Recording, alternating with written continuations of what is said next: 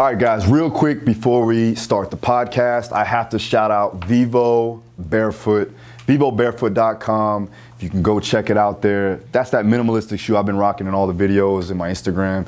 It is a minimalistic shoe that allows for full foot functionality, has a wide toe box so you can spread out your toes, allows your intrinsic muscles of the feet to work efficiently, get you stronger, help the support system, and allow you to be more performance-based and also just healthy in general. All right, if you want to get your hands on the Vivo shoe, you can check out my discount code and use it, get 10% off. It's Daru10 at your final checkout, vivobarefoot.com. Check them out. Now let's get on to the podcast. Welcome to the Daru Strong Podcast. Daru Strong Podcast. Let's go. Mind over matter. Put your mind somewhere else and keep going. That little voice in your head is trying to stop you from getting to where you want to be. Be successful and keep moving forward. With your host and world-renowned strength and conditioning coach, Phil Daru. All right, guys, so we're doing a different style of podcast today. We're going to go over some fights. We're going to do our picks. We got my two guests with me today. Maybe we'll keep it consistent. I will. We got Nick Davenport with us, Mr. Mental Muscle, and Jake Brutal Boswick here today in the studio. We're going to talk a little bit about the fights again, and then I want to transition into other things, but I have to shout out the sponsors, Vivo Barefoot, vivobarefoot.com. Go check them out. It's that minimalistic shoe that I've been rocking in all my videos. It is one of the most versatile shoe when it comes down to increasing full foot functionality. So has a wider toe box. I can spread my feet out. It increases the intrinsic strength of the feet, allows you to be more explosive and also just protect yourself too as well from the support system. These guys love them too as well. You probably see him wear it in all my videos, you know. And honestly, like I said, I think it's one of the most versatile shoes. So check them out, vivobarefoot.com. You can use my discount code Daru Strong at your final checkout. All right, let's do this. So we have the UFC fights this weekend. So let's go over that first. All right, so the first, I guess we'll go with the main event, right? Teixeira, and what's that dude's name again? The other one? Oh, Yuri. Yuri, right? You can talk. Yuri. Thank you. Yeah. So Yuri, I can't pronounce his last name, but I know Glover for a while, being connected with ATT. What's your guys' picks on that one, Jake? I don't know. It's a tricky fight. Like, it's going to be a very exciting fight. They're going to be throwing bombs at each other for sure. Yeah. I think Teixeira takes it. Yeah? Yeah.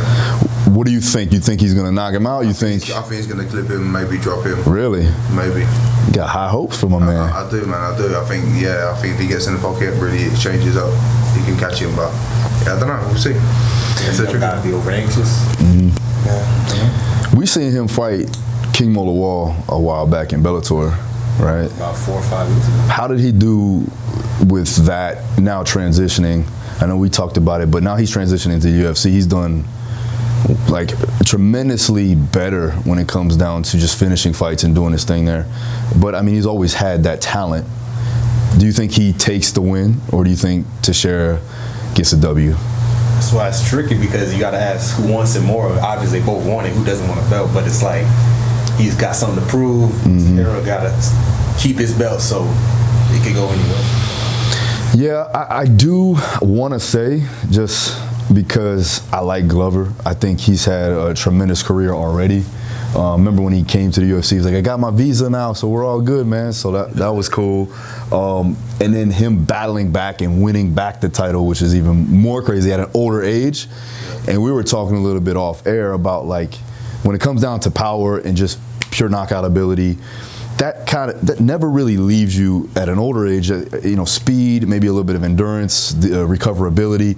But you said something that was really prevalent. Like, what exactly is it with those older athletes? I feel like it's a different kind of hunger. You know, like at the end of the day, you're older, you're more mature, you've been through storms. Like, you weathered all this, you weathered all that. Like, you know, like you've figured out all them chinks in the armor. True. You know, so it's like, I don't know, I find like it's a different kind of maturity. For example, Randy Couture. You know, I feel like he got way better with age, personally, you know? So it's like, I feel it's just a different hunger, man. Well, with age comes experience. Yeah. And so with the guys that I've been able to coach, and the females too as well, I have a lot of older athletes now, you know, more elite, been in the game for a while. You've been in the game for a while. You know, how many fights you had? Well,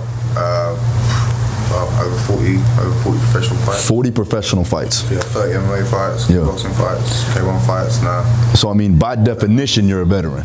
Yeah, well, yeah. By 17 years. Yeah, by definition. I'm 32. More than half your life, right? Yeah. So when I look at experience, I know that they know how to take care of themselves, right? They understand their bodies, right? They understand their mindset too as well. We'll get into that a little bit. But if I were to take my pick right now, I think the young guy does take it just based off of sheer will, skill level, the speed, right? Technique, yeah. I mean, they both got good technique, but completely granted. Yeah, no, I do agree. I do agree, but it's just like he just takes that little bing, that little mistake, something. You know? Yeah. So it's up in the air. So you got to share, and I got Yuri. All right, I'm gonna say Yuri's gonna win. We'll call it unanimous decision on this one. Okay. All right, we'll call it. What do you got? By knockout? What do you got? I'm say decision. Decision, and you got to share by. Yeah, I'm gonna go TKO. He's not. He might actually get this one. I'm not gonna lie. Yeah. I want to say Yuri, but it could go that way, and I would like to see Teixeira actually win. So we'll see. Yeah. No. All right, so let's move on to the next one. What we got? Let's go with Valentina and Tyler Santos. Or Taylor Santos. Sorry. I'm not even too sure. Valentina is not a question. Thoughts? Valentina. Yeah, Valentina. Yeah. I've not studied too much on Santos, honestly. So yeah, I'm just gonna go with what I know. Gotcha. Same here. Bullet. So I mean, I've had the pleasure, I guess you could say that, of coaching Amanda Nunes and Joanna against Valentina, and the first one we did with Amanda, I didn't even know about her, like Valentina, because that was a long time ago. That was when she first fought her. Yeah, and I was like, all right. I mean, we got our hands full because she's definitely solid as far as her striking ability. When she fought Joanna, she started to get into her ground game a little bit more, and I knew that Valentina was dangerous. And obviously, it was a different weight class and different style of fight.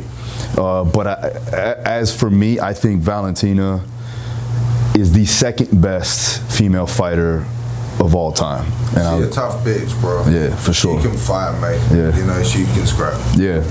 I mean, she grew up, you know, in the woods, like chopping down trees with her shins, you know. That's a whole nother lifestyle, you know, running up around palm trees and all that heat. No beach days. Yeah, you know. Yeah. Well, I'll give it that, but I mean, this girl Taylor's pretty strong and explosive too as well. It looks like she can crack, and she's had some knockouts. And I've seen some highlights. That's what I've seen really well, but like, yeah. So you'll go Valentina by what? Ooh, TKO stoppage.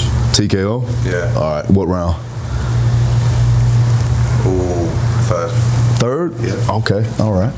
What you got? Submission. You want submission? Okay. She might be. That's pretty tricky. You know, the other girl's a Brazilian, right? Yeah. Okay. All right. Just letting you know. She might have some tricks up her sleeve. I think she may be too zealous for the knockout. All right. I'll go with Valentina by knockout for sure. I think it's going to happen in the second round. Ooh, okay. We're close in the same part. Yep. All right. Third one. This one's a little bit closer to my heart. We got Joanna Jedrzejczyk and Zhang Weili, number 2. I was at the first one. Was able to work with Jay for that one. Was with her after the fight. That fight was a war. I was there, like, on the edge of my seat the entire time. 2 warriors. Zhang is obviously highly talented. And obviously Joanna is. What do you have in this one? You know, at the end of the day, who shows up with their A game? You know, if Joanna's going to sit on her shots and actually really try and crack, and she's going to be, I don't know. like it's a tough fight for Joanna because I feel like she's already got like the win over her, you know, and whatever. And she is a tough cookie and for sure like her toughest opponent. For sure. Joanna could pick it off, mate. She could if she, you know, gets on the end of her shots and really like outworks her. Let's talk about that. What do you think she needs to do stylistically and technically to win this fight? Honestly, I think she's got to keep her at range. Like, I'm really trying to like beat her up with that jab, move her head a lot, like try to box her, tie her a little bit like that. Maybe if they get to the clinch up against the cage again, just try to bully her with the height. But I don't know, it's tough, man. She's a tough girl, you know. It really just depends. And sometimes I feel like the first round's gonna start the pace for whoever. I mean, I'm gonna be honest. She needs to work her angles. Yeah, that's what I'm saying. The angles are pop long on her shots because she can fire them shits long as fuck. Yeah. You know, like at the end, pop. And come with something after. Pop, bang. Put a kick in there, you know, something catch her, you know. Yeah. So like Joanna could pull it out the bag. I just, you know, hopefully she shows up. Yeah, no, for sure. What are you thinking? Joanna simply off of the will to redeem herself. Okay. She's been out for a while, doing great things, living life. I think she's ready to come back. When it comes to mindset, and you've had your conversations with her, what do you see in her, you know, with your background as far as from a mental standpoint? How do you think her mental game is? She's very stoic. That's something I guess you need in fights. You can't show your hand because once you do, the opponent knows what's going to come. Yeah. They got you in their control. So for sure. I think that's the talent of her. She's able to hold it together. And I feel when she was at her peak, that's when she wasn't showing those emotions, and she was able to just jump in there and do what needs to be done. Because at the end of the day, it can go either way, right? So willpower at the end of the day. Okay, so what do you got? You got Joanna? Yeah. What round? Or decision? Could go to decision. No, I feel. Let's go second round. Second round knockout? Ooh. Damn. I'm calling crazy shots. Yeah. Like well, right now. I'm gonna say this. It's definitely going to be a good fight. It's gonna be a technical fight. There is gonna be some spurts of high intensity when it comes down to like exchanges. I don't necessarily think it's going to be as bad as the first fight. No. Right? I do think that it's going to be technical. I do think you're going to have some, like I said, those times where like, oh shit. But if I really called it, and again, I'm going to be biased, and I do want Jay to win.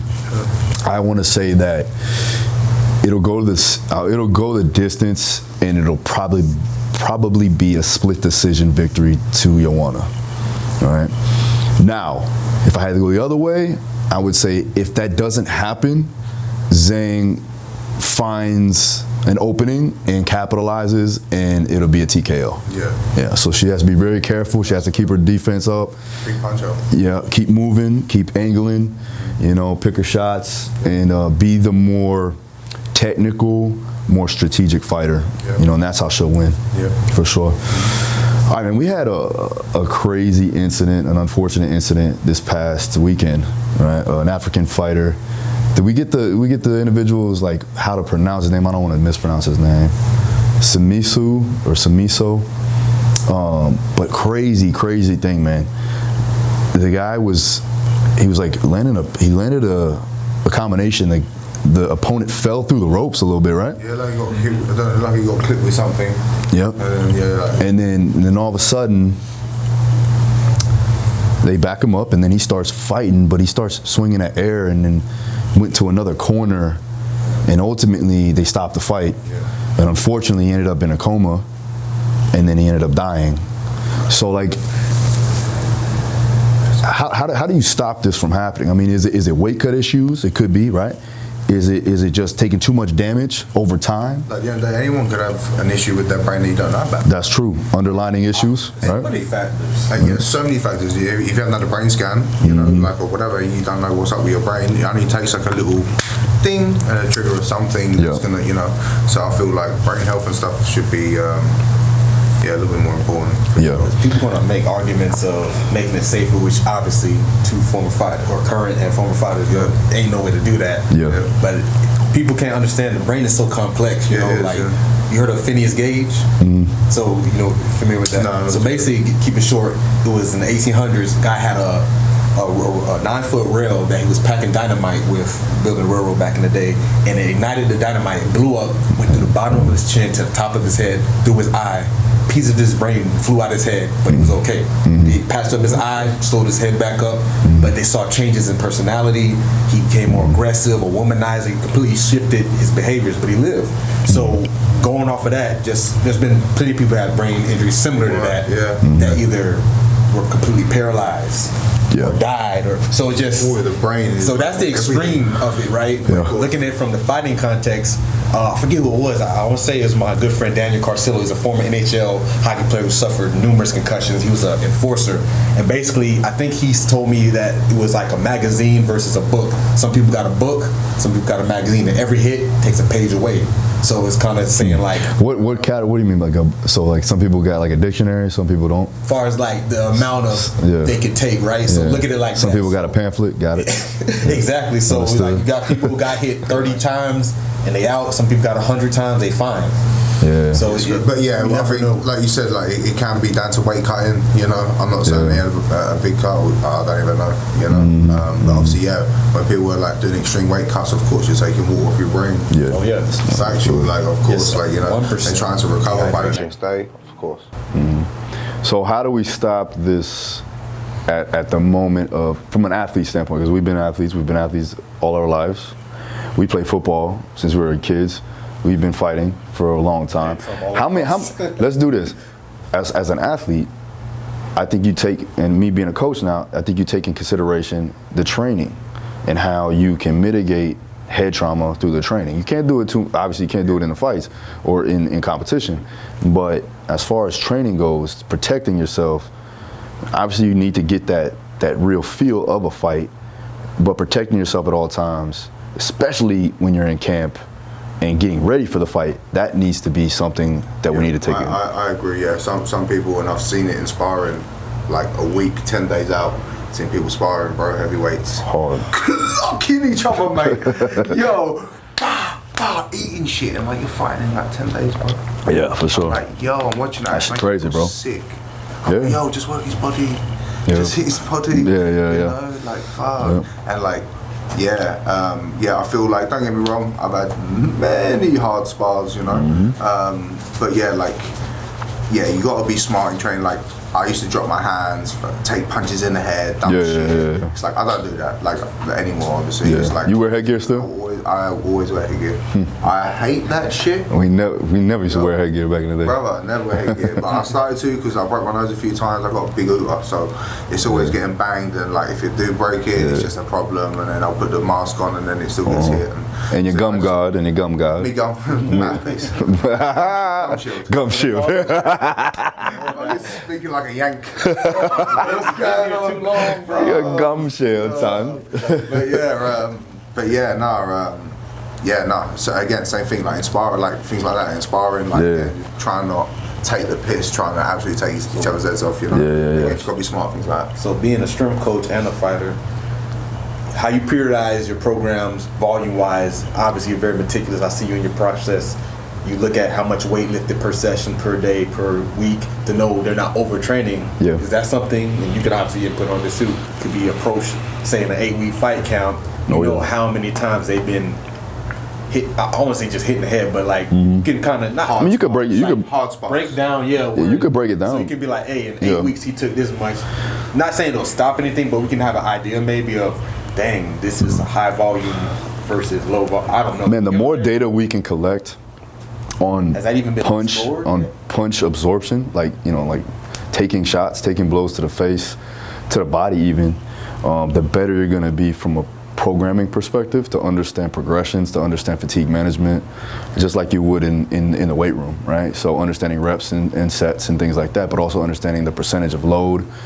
It's the same that goes for the skills training and the damage that you take consistently. So if I'm taking massive shots to the body, to the head, then you're gonna need some time off. You're gonna need that deload, right? And so a lot of times I do believe that we miss the mark, especially skills coaches, they miss the mark on periodizing the intensities of skills training, right? And that's where we run into a conflict when it comes down to performance or strength and conditioning to the skills training. Now, a lot of good skills coaches do it the right way, but you got a lot of people that are still stuck in their old ways and just kind of run athletes into the ground, physically, mentally, emotionally, everything. So if we can find a way to basically put together a better strategy, a better systematic approach to training from a full spectrum, the fighters are going to have more longevity, they're going to perform better, and they're not going to get hurt. Yeah. You know? Yeah, I say when, for example, like how you're talking with Jeff, a boxing coach, I love that there's been communication. Synergy, so like, you know, it could be like, yo, we had a super hard day today, like had a heavy round sparring, whatever, Yeah. and then you're back cool, and then you might give me an easier day the following times, you know, and we'll work in it in that aspect. So I like it how there's better communication there, like a more solid like team effort between you, like my condition coach, obviously, my actual boxing coach. So that's one thing as well. That's good. Well, what I always talk about, right, is communication, right? So communication is key with any relationship, right? And when you have a team, you have to be able to communicate with that team. And whoever's in charge of the team, they need to navigate the communication to make it fit for everybody. So everybody is on the same page. And when you have all these people in different worlds and also with their different mindsets, they have to be able to come together as a solid team to get the benefit or the outcome necessary that we need to, which is the win, right, at the end of the day. So if everybody's in that same circle, in a sense, and not trying to override other people, that's another thing, is egos get in the way, right? So with every ego, everybody thinks they know better. But if we all can come together in a common goal of getting to the ultimate success rate of winning the fight, and obviously getting you unharmed, like going through a training camp unharmed, that comes from fatigue management, that comes from communication, that comes from understanding the athlete and also knowing what they're going through, right? And that's physically, mentally, emotionally. Now, getting back to this incident, when we talk about what can be stopped, it's that. It's like communication first in the camp, like what's going on there, past fights. You know, what is his injury history? What is the trauma history? So there's things there. I could be way off base. It could be something genetic, you know. But at the end of the day, you have to know everything. You have to lay it all on the line and understand this. When's the first time you ever got like a bad concussion? You remember? Man, young. Young, in bro. sport, out of sport. In sport or out of school. Like, no, we'll go both. We'll go both. Yeah, as a kid. Like, I remember one of my big incidents when I was 7 or 9 or 7, can't remember. I got like a big scar. Hence the concussion. Yeah, bro, it was 7. 7? Oh man. Yeah, it's kicking in. I don't know, I might have been about 9. Maybe. Anyway, long story, brother. Well, it's not a long story. I was on a little bobsleigh. It's short as shit. I legit went down a fucking hill and there was an iron fence. Like you on a what? On a Say it again. Sled. What is that? A bobsled? A little bobsled. What the fuck is it? Bro, it's a fucking sled. A snow sled, yeah? So I was in there thinking like... Oh, you were really in it? I remember, yeah. Forgot it snows over there. Yeah, so it was cold, man. It was super steep hill, I remember there's people walking up. I was like, Dad, like, I want to go down there. And Dad was like, no, let me go see first. I'm like, no, fuck that. I'm good. I remember jumping in that bitch. Bro, straight from the top of this hill, brother, and all the way to the bottom, it was just like iron fence. It was dark, so I couldn't see. It just snowed, so like my dad took ran into a fence. And I just, legit, I remember hitting the fence, bang, headbutted that shit. One foot went through, one foot didn't, bro. I remember my hip and that, bro, was all locked up. And then I was all fucked up. Dad came over, I was like, my head. My dad took my hat off, and then blood was just like, oh man, he was probably freaking out. I had a beanie on, like a thick beanie. A woolly hat. A beanie. So it goes on and it folds up, and it was a Manchester United hat, like a badge, and it had the badge there, like legit. So it was like super thick. And they said legit, like I would have either been like have a disability, I would have died. Like if I didn't have that hat. Like, wow. That shit, like kind of legit helps. I've actually still got that hat. So, I'd hang that thing up. Yeah, I remember it's super thick. I remember, brother. So, but yeah, that's where it all started. Yeah, I've had many waxes. Yeah. How many you think you've had overall? Ooh. Like bad ones. Bad ones. Like not knowing where you are, type bad ones. Honestly, like I've always figured out where I'm at. I've just been like knocked off of my feet or whatever. Like been dropped in sparring and things like that. Yeah. I've been knocked out once and I still remember it. I remember walking up. I couldn't move. So I hit the floors when I was in Russia. And I hit the ground and my eyes were open and I was there for about 7 seconds. Yeah. And I remember sort of hearing. ACB fight? Yeah, ACA. And then I see him walking away and I thought my eyes were open, but I remember it. And it was Dan Overheady. Yeah. I think it was the ref, so obviously I knew him. He sat me up. I remember I started laughing because I was like, fuck, I just knew what happened. I was like, yo, she got fucked. Well, the best thing you can do is laugh in that situation. I was like, yo, I'm in Russia in front of like 18,000 people there, mate. Yeah. In his hometown. Like, St. Petersburg? Yeah. I remember. Yeah, it's crazy memory, that one. But yeah, no, so yeah, whatever. That was obviously my only one bad one. Other than that, yeah, rocks in sparring and things like that. Yeah. But again, I honestly, I remember more. I've never had something where I forgot. That's good. Yeah, honestly, touch wood. What do you think? I mean, you played football since you were a kid, right? So let's do it. In sport, out sport. Go out sport and then think the worst one in sport. Out of sport, it was kind of lame and stupid because I was 7 years old, didn't know better. It was raining and me and my little brother and my grandma had to go to the bank. So we went inside and it started raining because Florida rains every 2 seconds. And it's pouring and she left the umbrella in the car. And so I was a fast athletic kid. I'm like, I'll run to the car and get the umbrella, come back so we can all be dry. And for some reason, I thought this was a smart idea. So I sprint to the car, slip, bust my head, fall back. Oh man, the dreads weren't there at that time. Nah. By the way. And yeah, so no cushion. No cushion. That wasn't the first one. The first one I couldn't remember. Actually, was 2, and I had to get stitches in the back of my head. Wow. And I slept in the tub. Long story. But anyway, in sport though, we were playing Boyd Anderson. I want to say junior year. So I don't think, you weren't there yet, but it was junior year at their field. And I didn't know this. You could do a fair catch on a kickoff return. I thought you were going to get it on punts because I was on the front line. So you would never think, right, to fair catch that because it was like a pooch kick. So I literally just was like, okay, I'm going to just catch it because I'm on the front line. My job is to block. So I catch it and get my bell rung. I remember waking up on the sideline and that was like this. Who hit you? I actually know who it was. Yeah. His first name was Pat something. He played in the league? Nah, he went to Cookman though. Okay. And when I saw him, he didn't remember me. I was like, you motherfucker. Because you know how it is in Broward. Back right now. You know how it is in Broward. Devin knows we all hate each other. Even though we don't have no beef, it's like if you went to a school that wasn't our school, we didn't like you. Yeah. So until you go to another school. Until we on the same team. Yeah. But I promise you, the rest of the game, I did not know where I was. Like I was just in the game. Like you've been there. Like you play the game, do your job, you catch the ball, you tackle. Yeah. But at the end of the game, you're like, what just happened? Yeah. And like looking back, we did that as I don't know about you, but you probably did because if I did, I know you did. It was like a badge of honor, like because you tough because you played through it. But looking back, it's like that was crazy. Coaches shouldn't have let me back on the field. Definitely not, man. Definitely not. So everybody knows kind of now the story, but like I had to stop fighting because of it primarily. I mean, there was other things, but that's the most part. I started at like 7, 8 years old playing football. My first practice, and I think it was like an Oklahoma drill, something like that, and just clashed. And I didn't know where I was, and the whole practice I was kind of just like, all right. And I got home, I was sick, I was throwing up everywhere. The light was bad. And then just years and years, I've been playing ball since I was a kid, so years and years of just constant head trauma. There's been times where, like, again, with the football, like being on the sideline and then being on the field and thinking I was on the sideline when I was on the field and thinking I was on the field when I was on the sideline. It's just crazy. It was wild. And this was like, I'm 15, 16 years old, right?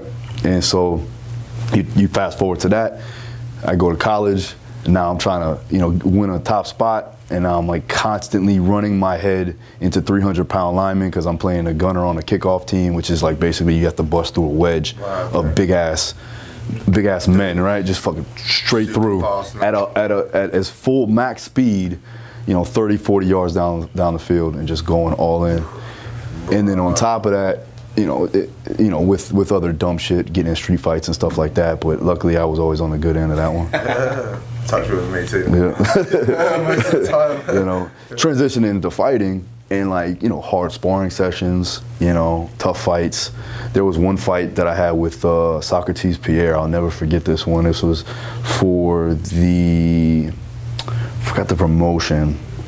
It was a bigger promotion. Actually, Felice Herring and Carla Esparza fought each other on that card. It was the first time they fought each other, and they became best friends afterwards. Oh, wow. They were on the same card, and we were opening up in Tampa. It was at the arena there, and I remember just going out there and just winging shots, just throwing bombs, and he hit me one time with an overhand. I was like, shit. And I was so exhausted just from just going hard, just trying to kill him, and then getting hit. So then obviously you're drained, you're sweating like crazy, I'm exhausted, and then I'm getting hit in the head. So I'm at the end of the fight, I'm I don't know where I am. I know I feel like I'm gonna die, but it was one of those things.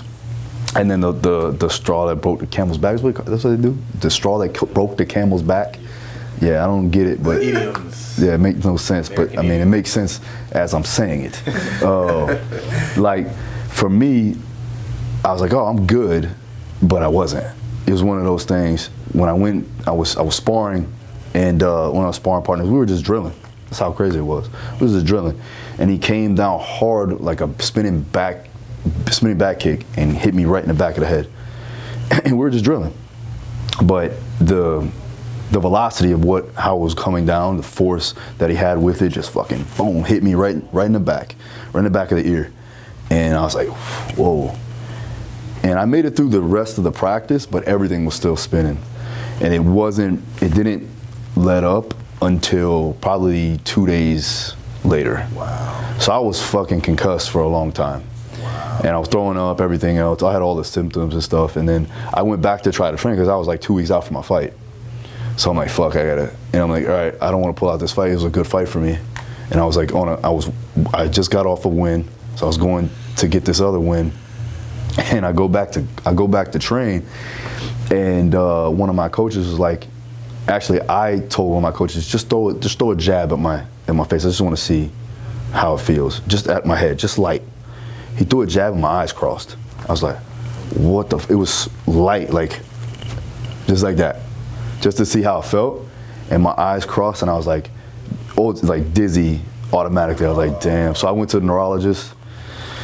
They did some tests, and they were listen, man, if you don't stop, you're gonna have Alzheimer's by the time you're 50, and it's not gonna be good. Yeah.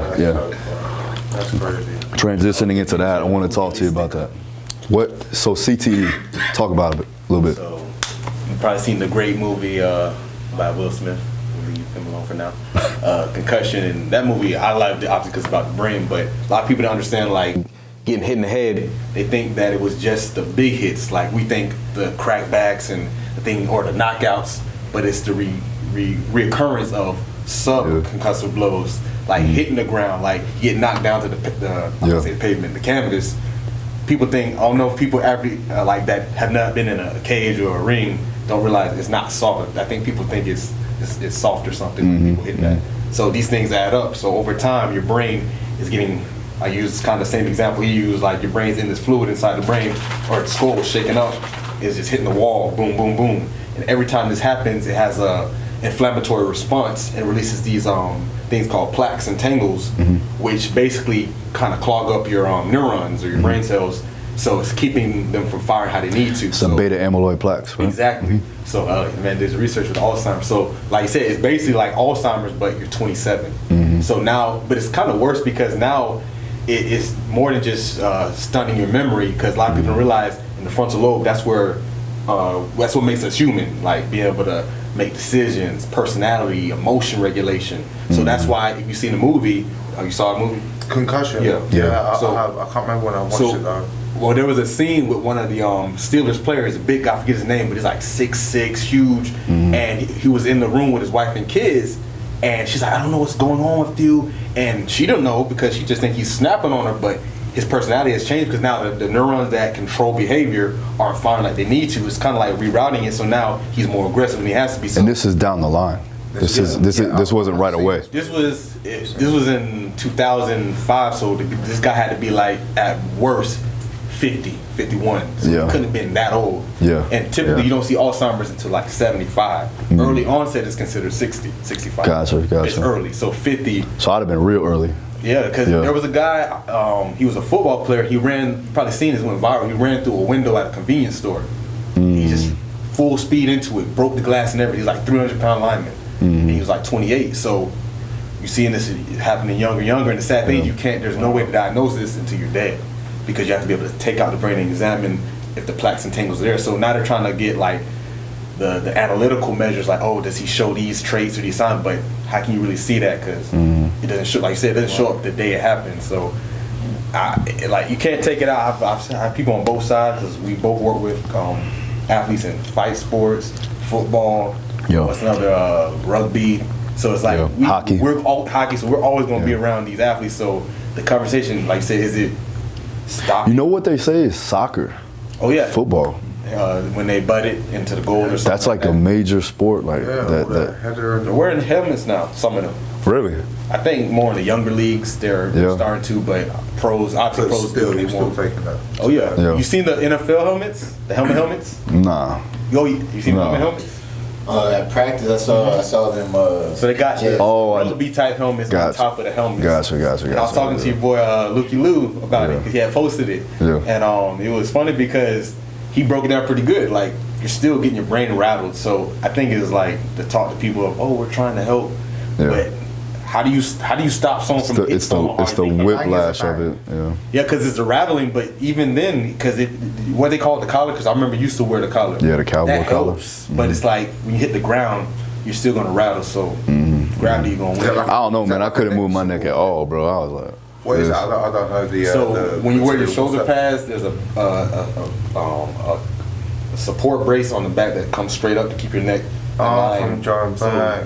So mostly positions like his, linemen and linebackers, because they do a lot of contact. Wow. Okay. So that's another thing. He played a position that has only to linemen the most contact. And I played a similar position. Matter of fact, do you remember the first person you went head up with in Oklahoma drills? in high school? Yeah. No, when you came to Deerfield. Deerfield?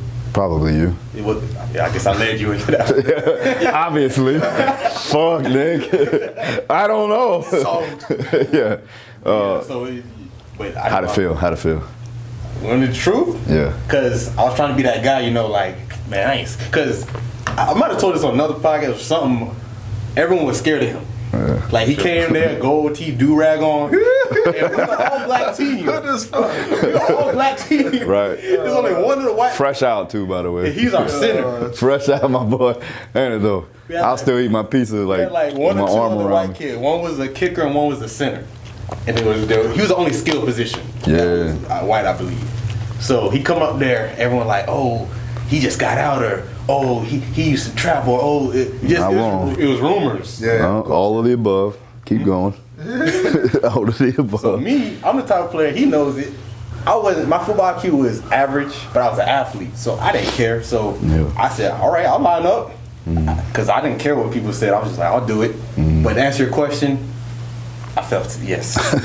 Like, I played it off, but I was like, okay, he ain't no joke, man. Yeah. And he was our team captain later that season. So that's crazy. It's definitely like I've had like some instances where like I felt, when you hit somebody, you knock somebody out, it's like you just go straight through. Oh yeah. You don't feel it. You don't feel it at all. It's the same thing when you hit somebody in football. Oh yes. Like you could run somebody flat over and it just feels like you just go right through them. You're like, oh. Yeah. Sweet as enough. Like crackbacks are probably the funnest thing you could ever do. It's so bad for me to say this. But it's just so like, they are though. It's crazy, man. I'll tell you a story. I seen an individual by the name of Major Wright. And so they know who he is, right? So he played. Who did he play for? St. Thomas. He played for St. Thomas. I'm talking about in the NFL. He played for the Bears. Because they don't know St. And the Bears. Okay, so St. Thomas Aquinas, obviously, if you guys don't follow high school football, St. Thomas Aquinas is one of the most prestigious high schools in the United States, right? For football. Like, who's coaching it now? Who's the coaches? You got Jason Taylor's with Chris Carter. Right? Yeah. So they always have like NFL coaches coaching high school kids. His sons play for him. Yeah, and I think Michael Irvin may have played for for St. Thomas. So there's a lot of NFL guys that come out of that high school. So we were playing them, and this was when Major Wright was like one of the top prospects in the state, probably in the country, right? And he was a strong safety, and he could hit. Big kid, big dude, 6 foot 200, but athletic. You know, looked the part obviously, and obviously could crack. So we were on the kickoff team, and one of the guys was really fast, explosive, but not so big. And I'm on the other side of the field, and I see Major, and we're kind of eyeing him because he's obviously one of the guys that are one of the best on the team, one of the best on the field at that moment. So we're eyeing him, seeing what he's going to do. They kick the ball, and I believe, you know, running down the field, and what a crackback is basically, picture somebody's running to make a tackle, right? The offensive guy, or the guy that's running the ball, the teammate is coming across. So you have the guy that's running the ball, the guy that's trying to tackle the guy that's running the ball, right? So now these guys are running, he's trying to tackle him, the teammate is here, coming probably from about 30 yards away. And this is what happened. And he's running full speed. And his only intent is to knock this dude on his ass. This guy doesn't see this guy coming. So mind you, he's thinking he's gonna try to catch the guy running the ball, where this guy's coming full speed at him the other way. Like a side swipe. It's 100%. 100%. And when I tell you that Major Wright came from 50 yards away to straight smack this kid into oblivion, I thought he died. His cleats, it was JT. Oh man, I knew. His cleats came off, and he rolled, like smashed some cleats up in the air. He rolled like 3 times, and all I could do was just sit there. On Saturday, because it was like he was helpless. I couldn't do nothing. I was across the field. I was just, and so that's how bad it was. And there's been plenty. And we ran it, and that's another thing. That's insult to injury. We watch film on this shit, and then we rewind it. You see that? We won too. Rewind it. You see that? Look at your ass. Look at you. Look like shit. Yeah. And you just gotta sit there and take it. Look at you. What are you doing? Should have had your head on the swivel, boy. That's what happens. You get knocked on your ass. That's crackback. Sometimes it's cheap though. Some of them are cheap. Yeah, it's crazy.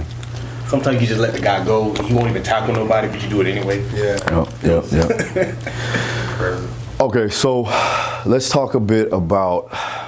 We talked about head trauma. What is something that you do from what you do as far as your cognitive conditioning to help with mental clarity, to help with the onset of any traumatic brain injury, or I should say the after effects of traumatic brain injury, to get them back to, okay. Yeah. I thought you were saying prevention-wise. Mm-hmm. You can do both, prevention and obviously recovery. Prevention-wise, there's 2 things we talk about in this field a lot, and you can help with. One of them most definitely is that posterior chain, neck strength, things like that, because like you said, you can't stop the impact, but you can at least brace up for it. So someone who can keep their neck more stabilized, that's going to help. And also with vision and tracking, you can help with that. So if I can see it coming sooner, and you've done probably more than anyone I've ever worked with my drills, if you can see it coming quicker and process and make a move to say, oops, it missed me, you can prevent it. So I think that's the only way, because you'll never know, because especially in sport like fighting, you never know what's coming. Yeah. So you can't really brace for that. True. From the after effects, so you mentioned dizziness, sensitivity to light, proprioception, body awareness, things like that. I think you said something, I don't know, any different symptoms? I can't remember. There's a lot of different symptoms. Well, memory, nausea. So like, let's go with like vestibular proprioception. So you see a lot of my drills involve some type of movement. It's never like dramatic, like 5 yards left, 5 yards right to the max, but it's being able to position yourself in a certain place. We did a drill about 2 weeks ago, and it's for spatial awareness where I had like 5 or 6 dots that are either red or blue. And the reason I do that, so a lot of people see these drills on my page and they're like, okay, that's cool, but why are you doing this? So basically, the reason I use that drill, especially with like a fighter, first you gotta see the spatial awareness. You don't really see how many circles each are coming up. You just need to know this took up more space. And when you talk about concussion, being able to have that vestibular adjustment, you were able to see it instantly because you knew, oh, there was more blue than red, or there's more red than blue versus 1, 2, 3, 1, 2, 3, 4, go. Yeah. And if you're someone who's still suffering, because it doesn't end as soon as you feel, like you said, you can feel better, but it can linger for years. And it's not always that stuff. Could be personality changes. You can be more quick to anger. That's not good if you're trying to like live daily life. You got loved ones, you got girlfriend, boy, whatever it is. Yeah. So these are factors people don't really talk about. It's the personality and behaviors. Depression. That's probably one of the biggest ones, depression. Because going back to Daniel Carcillo, I worked with him with his company Wisana, and they're actually working on this. I guess this could be preventative too, using microdose of psychedelics to help with this. Because when you deal with brain trauma, the depressive, people don't understand, going back to how the neurons get damaged. When you're depressed, that's a breakdown in neuronal pathways. And the more you get sad, the more you think about being sad. Those pathways can't fire because they're breaking down because you damaged them so much. You're not going to be able to formulate new thoughts, new memory patterns, because all a thought and memory is a group of neurons saying, like, these 2 neurons are your first time getting a win. These 3 neurons is first time getting a loss. So every pattern sets up a different memory. But if you break these down after all the damage, now they're not firing anymore, and guess what? Only patterns you have are the damaged ones. So this is why brain trauma goes so much deeper than just the dizziness, because that's the post-concussive symptom. That's acute response. So that's what's happening to the actual. It's like a physical disease, right? You break your leg, it's going to heal in 5 to 8 weeks, give or take. But you're not just going to run out there and do a 500-pound squat the next day. You're going to have to build it back up to supporting percentages. Well, if it's me and my ACL, I go right back in there. What they say, do as I say, not as I do. You're probably the only person who can get away with that. That's for real. So don't be hating on psychedelics. Oh yeah, I guess that's a shameless plug, psychedelics, because what psychedelics do, they connect the different hemispheres of the brain in a more interconnected way. So now they're communicating. That's why I guess using musicians or artists, why they're always synonymous with psychedelics, because it allows your brain to talk in ways it never. It gives you creative space, don't it? Increases your creativity. It opens up the hemispheres. So like as you learn, and correct me if I'm wrong, is what I'm trying to evaluate from what you're saying is like, if I think negatively, it will negatively affect my brain chemistry. Because it's going to tell those neurons to keep doing what it's already doing, which is the negative thoughts, and then whatever memories that were patterns of productive behavior. Because I like to use productive versus positive, because let's say you're sitting in your house all day doing nothing because you're depressed. It's not knocking the person, but that's not going to help them be better.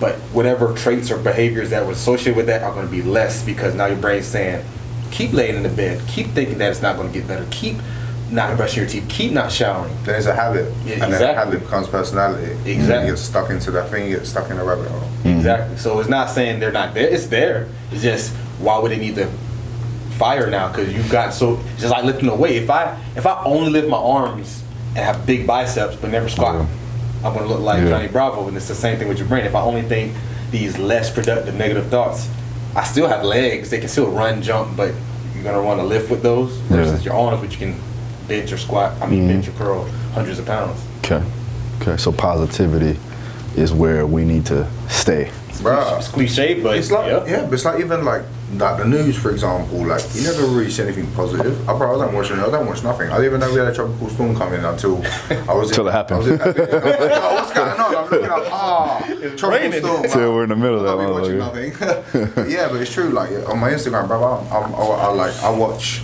a lot of motivational stuff, and like I share a lot of motivational stuff, like cats, funny stuff, comedy. You know, I'm always trying to put a smile on, always joking or whatever, because I feel that does spread. You know? So the news, I always say, the news don't get paid to tell the truth; they get paid to tell the news, whatever's their script. Like you said, it's always negative, man. It's like a diet, right? You feed yourself those things, you always become that shit. Yo, last thing I want, second to last thing, right? I want to talk about your fight coming up. Okay. We got. We talk so much about it because technically I haven't signed a contract, so I don't even know if I can talk names and shit. Fuck it. We fight in 4 weeks. But fuck it, 5 weeks. 5 weeks. 5 weeks. Well, four. Weeks. Is it 4? 5? It's 4 this week. Is it? Yeah. No, 5. No, it's 5. Is it? Yeah, 5. I'm thinking because 4 weeks we train. Yeah. 4 weeks left to count and then cut week. Okay. So yeah, 5 weeks out. Yeah, dude, shorter than me. Gonna be the first time ever in my career of a full professional fights. So that's as far as I'm aware, it's all been accepted and so forth. We had a bit of going back and forth because there was a weight issue because obviously these UK people Kilos. they came back with their kilos. They come back with their kilograms. And obviously, I'm on the pounds now, so whatever. Yeah, the weight was a little bit light, so obviously, we said what we wanted it at and stuff, and obviously I fight 175. So, as far as I'm aware, they've accepted. We just just went and signed a contract, and obviously then I can fish out the name and whatever and say whatever I say. But training's good. Yeah. Body's feeling good. Weight's good. Yeah, bro. I just just getting into a solid groove right now. Loving the work that we're doing. Obviously, the plyometric shit, bro. I swear by it, mate. Yeah. Honestly, I love it. Honestly, it really does help so much with my feet. It really does make me feel my toes, feel my feet. Because I try to move a lot now. My styles. Yeah. Changed so much and using my feet a lot and stepping and whatever with all the plow stuff. It's just such a great combination. Well, we've worked for so long. You understand my body, you know how I work. And I'm getting to the point now. I've trained so many fighters and athletes in general. I'm really selective, and the good thing is that I can focus on who I want to focus on. Yeah. So that's how I believe it all comes together. Yeah, of course. All right, and then the last thing. So. It's not fully announced yet, but I think Dustin will be fighting Gaethje again the second time in August. So I talked to him briefly, but they're getting that contract signed. But what do you think in that fight? You were there the first time. Yeah, I was actually cage side when I saw that. Obviously, I'm going with Dustin, but this is why I'm saying that also because Gaethje, I feel he's a fighter. He gives the crowd what they want. He can bang, but. Dustin's got something to prove every time. He's never let the people down. He's never been really beat on his feet. So, and I know Gaethje can wrestle. Everyone says he got great wrestling, but correct me wrong, we've yet to see it in the UFC. Yeah, I don't think he's gonna use it. So they're gonna be banging with each other. So that's exactly. I think that's gonna happen. Period. Exactly. So we're going punch each other, bro. Exactly. So we're going hands it's up. going crazy. Dustin, let's get it. Yeah. What you think? Yeah, Dustin, let's get it. Now, both. I say Gaethje, respect to him, bro. Such a beast, mate. Again, that's a different mindset. Yeah. Not a lot of people go on the show like that and he'll bite down and boom, until he's out or you're out. Yeah. I 100% respect that. He's grind, he's hustle, and he's done very well. I do. I feel like Dustin's just gonna be a little bit more sharper, crisper with his shots. Yeah, I think Dustin can stop him for sure. Me and DP had talked several times about what's next. After that last fight with Oliveira, and I know he wants a big fight. He wants a fight that he can get up for. Obviously, he wants a big money fight, or he just wants to fight somebody that's game. And so he's definitely gonna have it with Justin.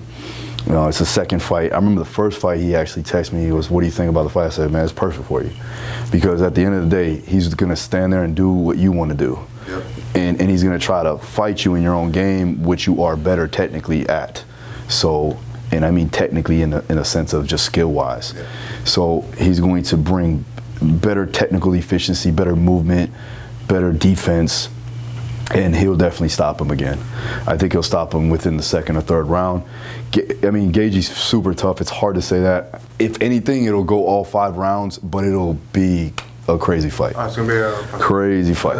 No matter what. Definitely be putting some money on that. So Damien always wins money on DP, by the way.